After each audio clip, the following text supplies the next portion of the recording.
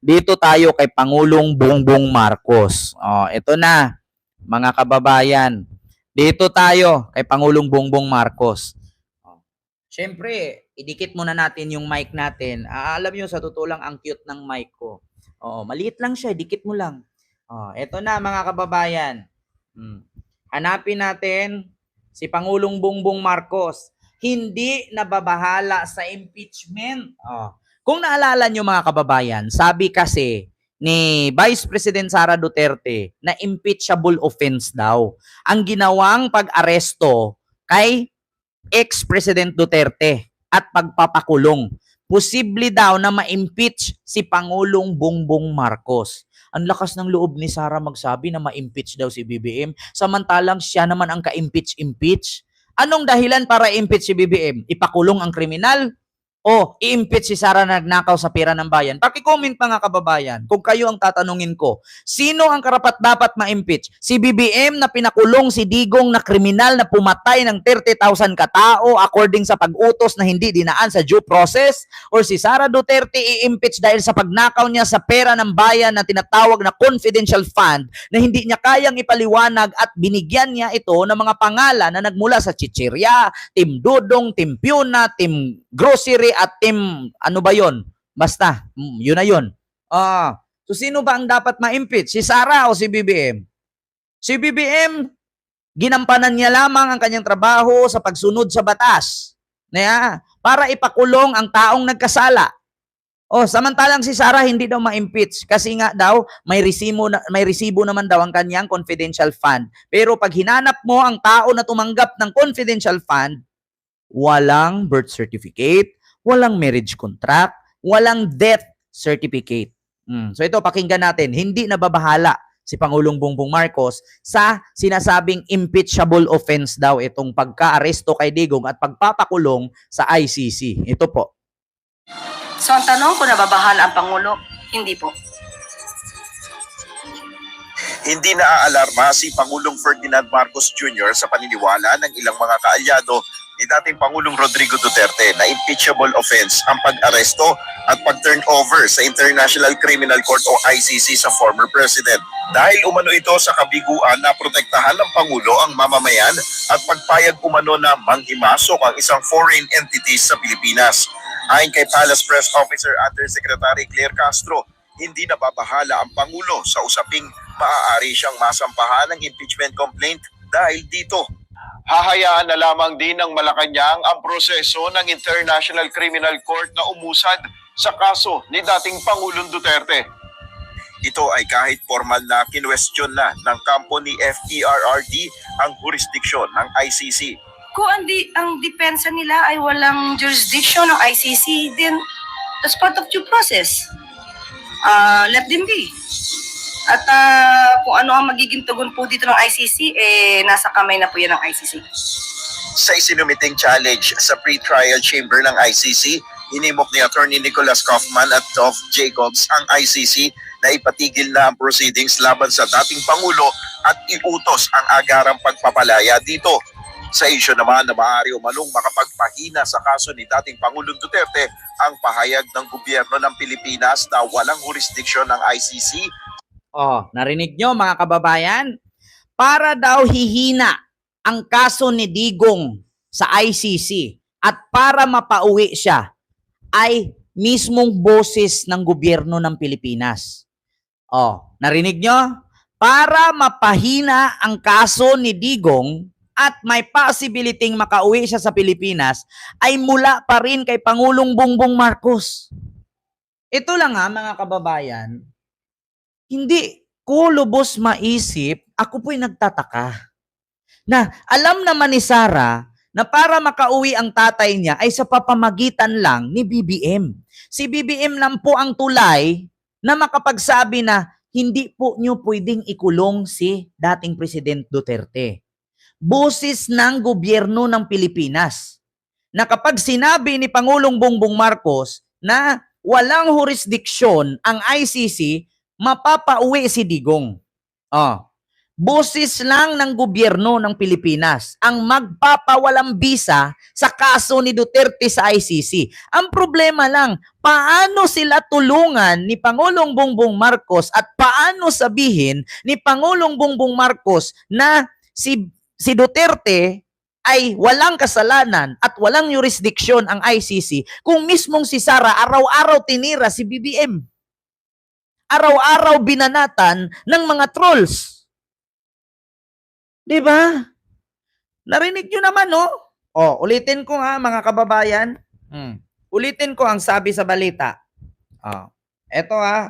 Sa isyu naman na maaari umanong makapagpahina sa kaso ni dating Pangulong Duterte ang pahayag ng gobyerno ng Pilipinas na walang jurisdiksyon ng ICC, sagot ni Yusek Castro. It has been said many times. Pahayag lang ng gobyerno. Pahayag lang ng palasyo. Si BBM mismo magsabi na walang jurisdiction ng ICC, pwedeng iuwi si Digong sa Pilipinas. Ngayon, ang tanong ko mga kababayan, kung kayo bang nasa katayuan ni Bongbong Marcos Jr., nanaisin mo ba na sabihin na walang jurisdiction ang ICC kung araw-araw kang binabastos ng mga Duterte? Tanungin ko kayo mga kababayan, kung kayong nasa katayuan ni BBM at kung ako ang nasa katayuan ni BBM, sabihin ko ba na walang kasalanan si Digong? Sasabihin ko ba na walang jurisdiction ang ICC? Na hurihin si Digong at ikulong dyan? Kung araw-araw kang sinasaksak patalikod? Kung araw-araw kang binababoy? Kung araw-araw kang pagtatawanan ng mga bobong DDS?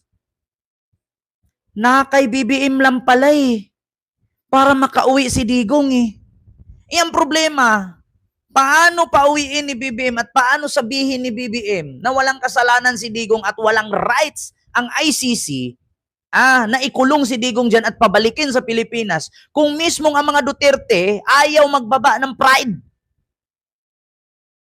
Diba? Wala po akong live kahapon po kasi nga kakauwi lang po namin galing Singapore. Kaya medyo napagod. Diba? Kung ako kay BBM, kung kayo ang nasa katayuan ni BBM, syempre sasabihin ko, manigas ka dyan, putang inamong Digong ka. Diba? Ikaw ba naman, tanungin ko kayo mga kababayan, meron pa ba kayong nararamdamang awa sa tao na araw-araw kang sinasabihang bangag? Diba? Meron ka pa bang natitirang awa sa taong sasabihan kang adik, weak leader? Meron ka pa bang natitirang awa sa mga Duterte na mismong bigas 20 pesos sasabihin pagkain ng hayop, hindi pang tao? Diba? Miguel, shoutout po si Roger Aricato.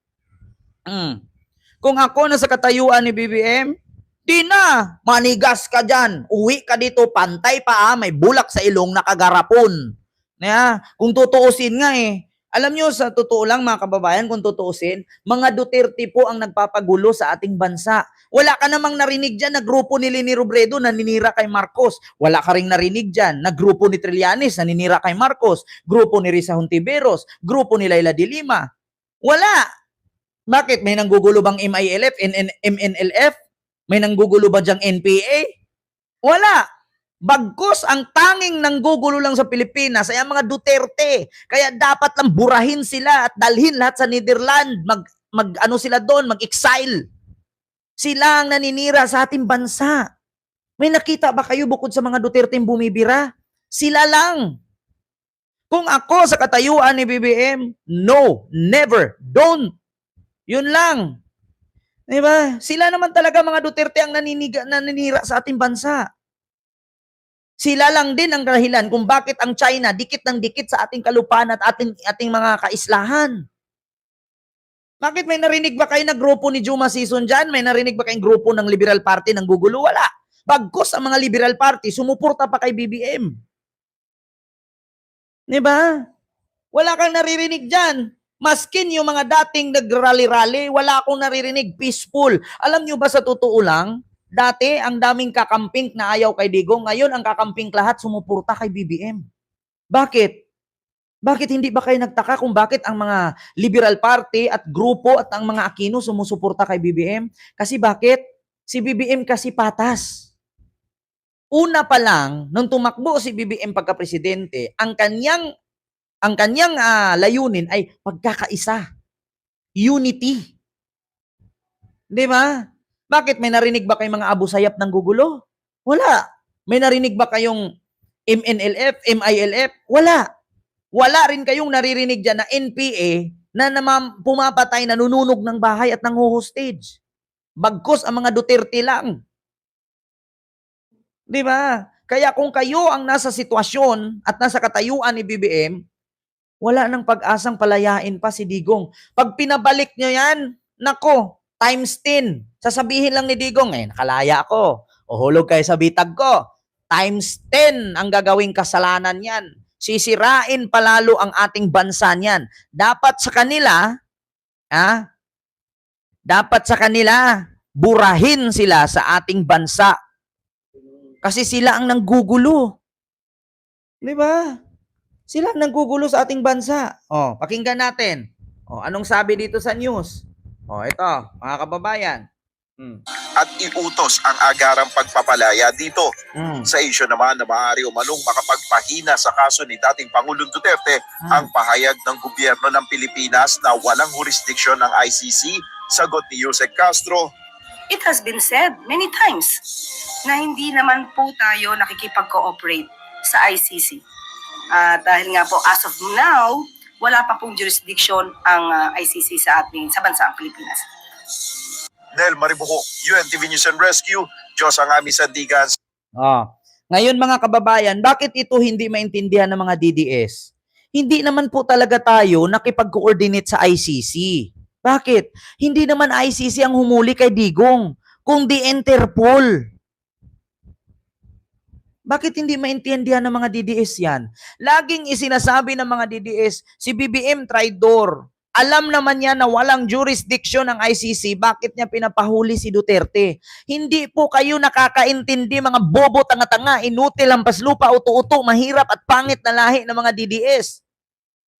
Hindi po tayo nakipag-coordinate sa ICC, bagkus nakipag-coordinate po tayo sa Interpol.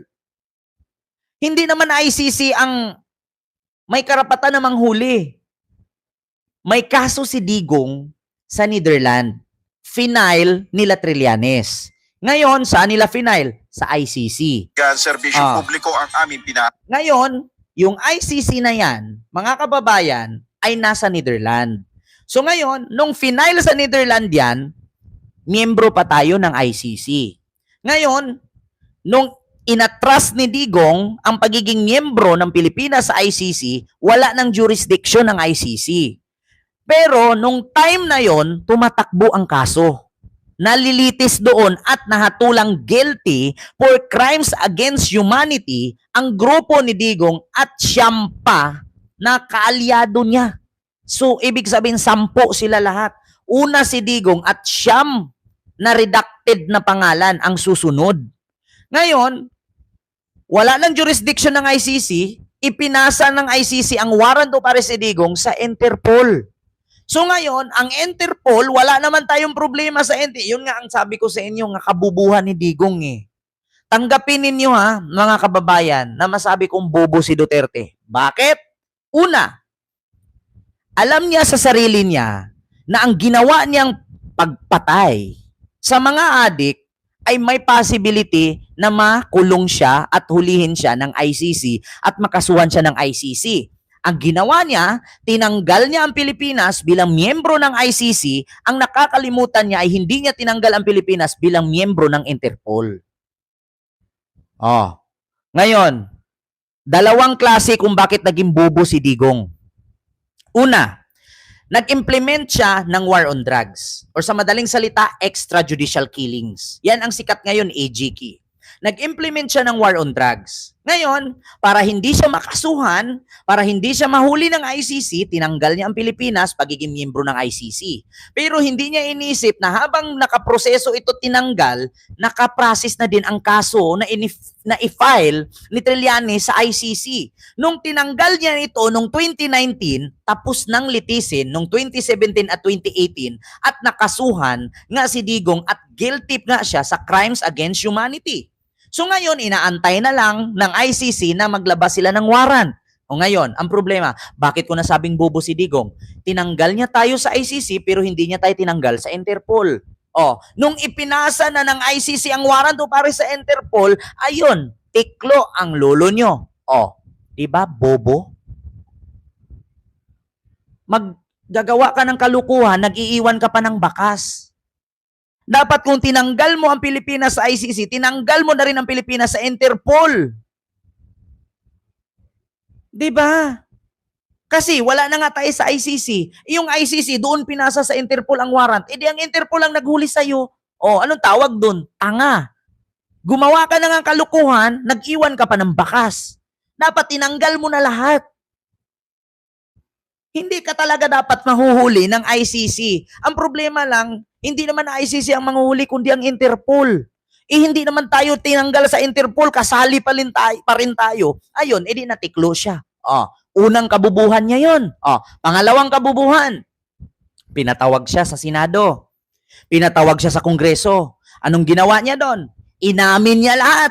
Ako ang nag-utos nagpapatay. Pumatay ako. Inutos ko. Ako ang may sabi. Patayin mo yan. Punin mo yan. Putang inang yan. Lahat pinagsasabi niya kasi ang akala ni Digong, pangalawang kabubuhan ito ha. Unang kabubuhan, tinanggal niya ang Pilipinas sa ICC. Akala niya hindi siya makulong, pero hindi niya tinanggal sa Interpol. Ayun, hinuli siya ng Interpol. Pangalawang kabubuhan, kampanting-kampante ang lolo nyo. Ang sabi niya, hindi na ako mahuhuli nito. Kaya pwede kong bastusin ang Senado. Pwede kong pagtawanan sila sa Kongreso. Yung mga DDS naman, pumapalakpak. Ang galing ni Tatay Digong. Hindi kayang talunin ni Risa